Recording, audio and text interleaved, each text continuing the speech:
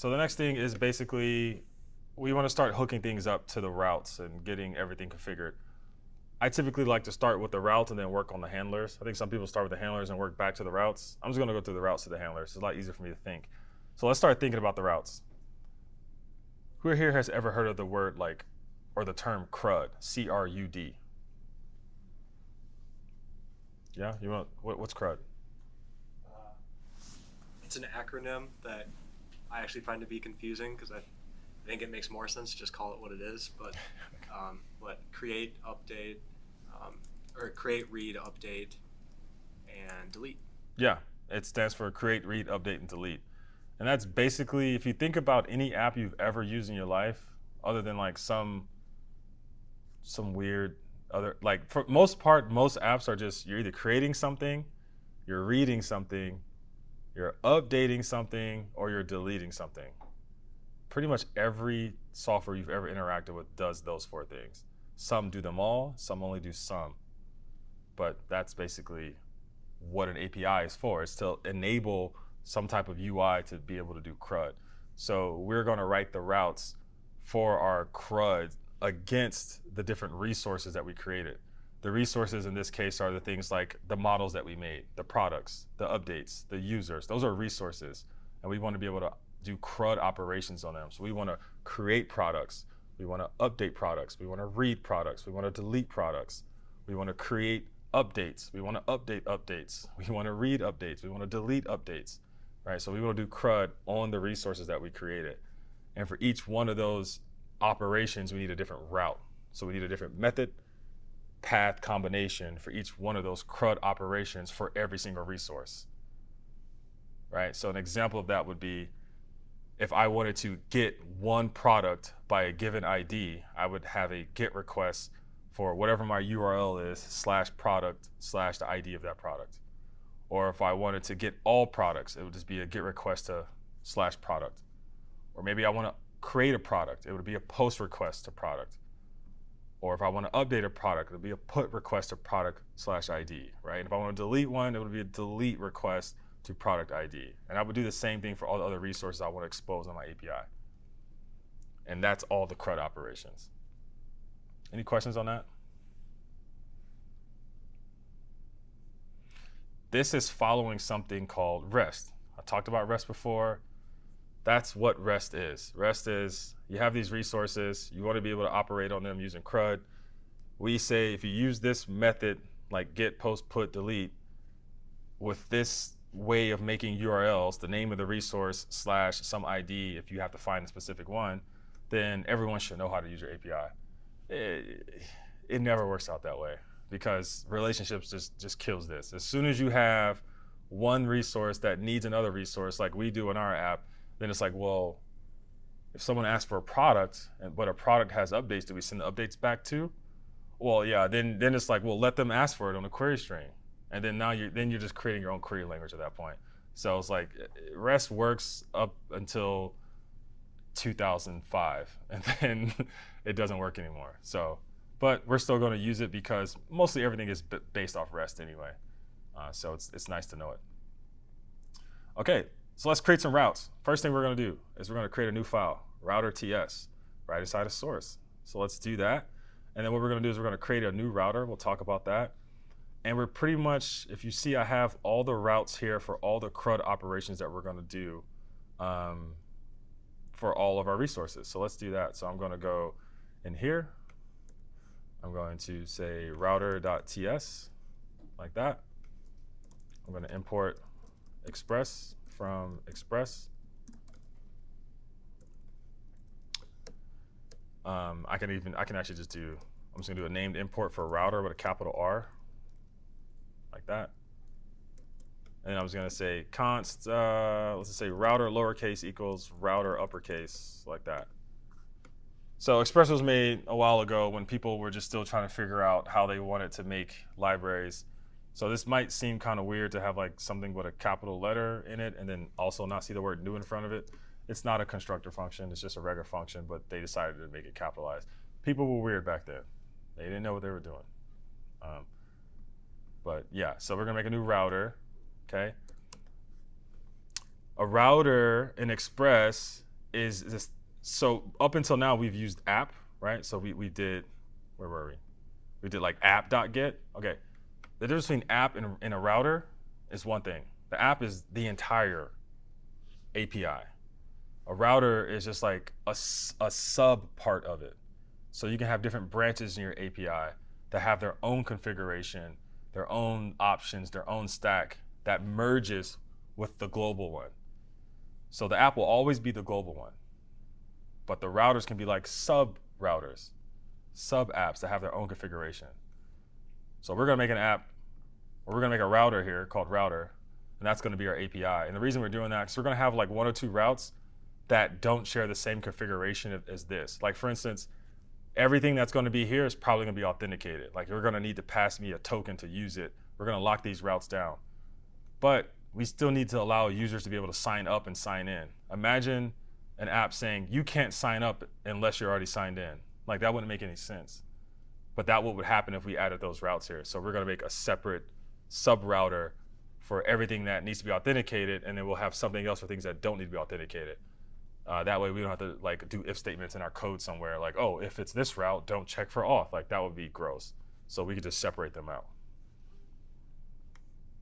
Okay, so let's make the stuff for our resources. So I'm gonna say router, and let's start thinking about CRUD. So I'm gonna say get request for /product. So this means I wanna get all the products. So I'm just gonna do that.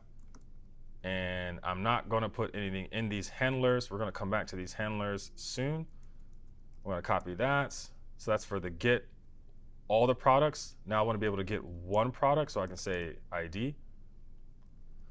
In Express, when you do something like this, like colon ID, first I can put colon whatever the hell I want, it doesn't matter. This just means that this is a variable. This means that like I don't know what the value of this is gonna be, and it doesn't matter. I'm making a route for a get request to /product/ anything else that comes after it. I don't care what it is. I'm calling it ID, so when I reference it later in my code, I know that it's called ID, and I'll show you where we're gonna reference it. But you can call this whatever you want. It's just saying like this is what's called a route parameter. It's a parameter, it's dynamic. We don't know what it's gonna be. We just wanna catch everything that looks like this. It's a URL that has something after product.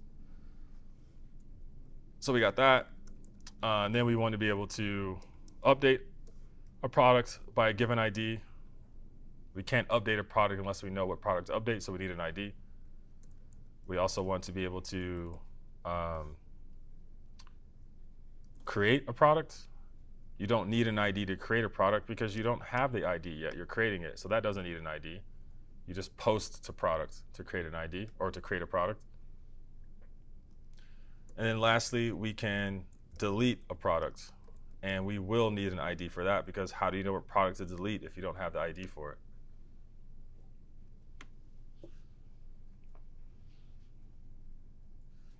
All right, so those are all the products stuff.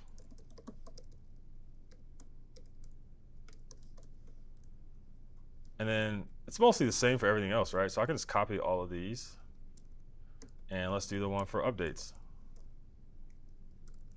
Paste that down here, and I'm just gonna change all this to update, like that. When I say mostly the same, because it is until it isn't. We'll probably have to go back and be like, oh, that doesn't make sense. We don't want people to, I don't know, delete updates for some reason. I don't know, like some things won't make sense depending on whatever experience you're trying to enable. And then for the last one, we have the update points.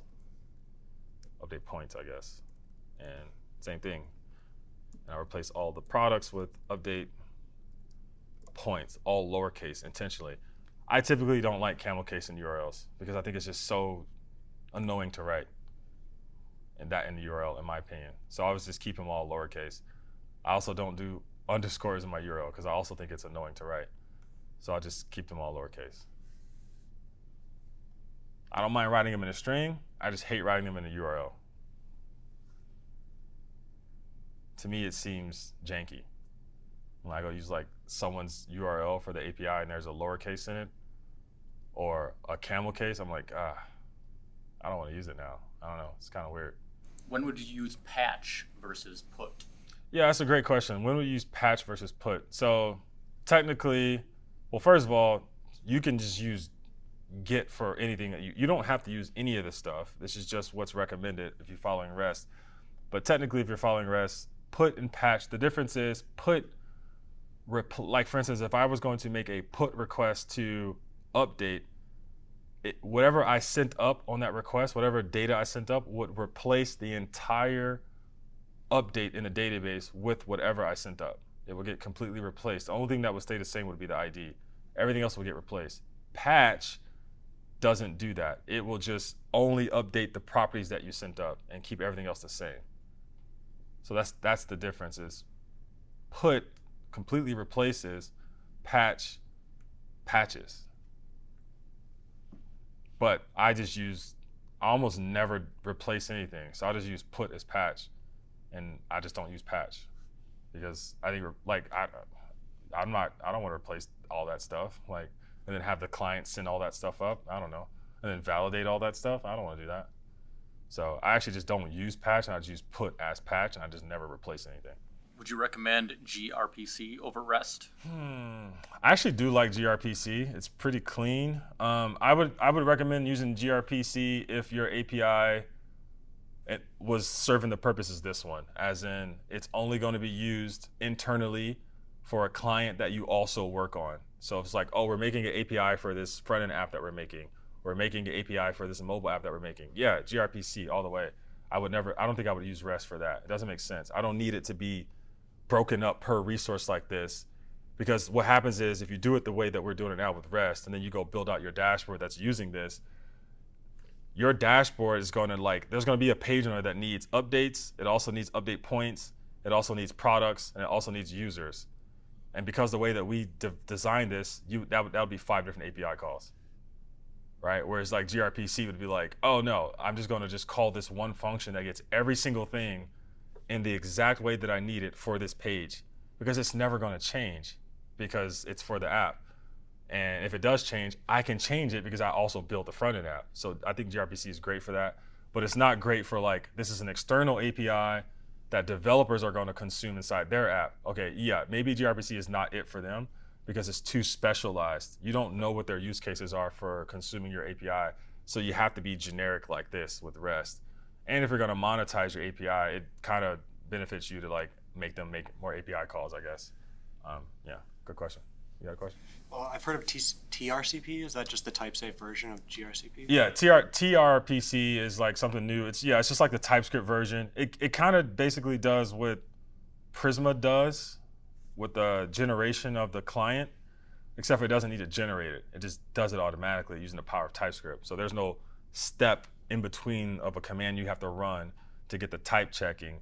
It just works out of the box. I mean, you can get the same thing with GraphQL, but you have to run a command. You have to take my GraphQL schema and output these TypeScript types that I can import into my React app and get those type check data.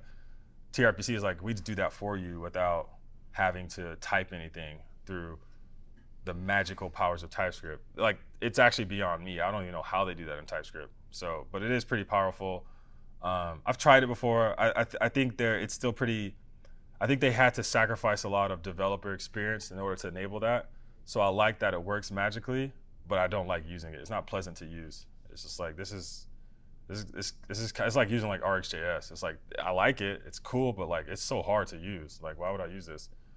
So yeah, but maybe it'll come along.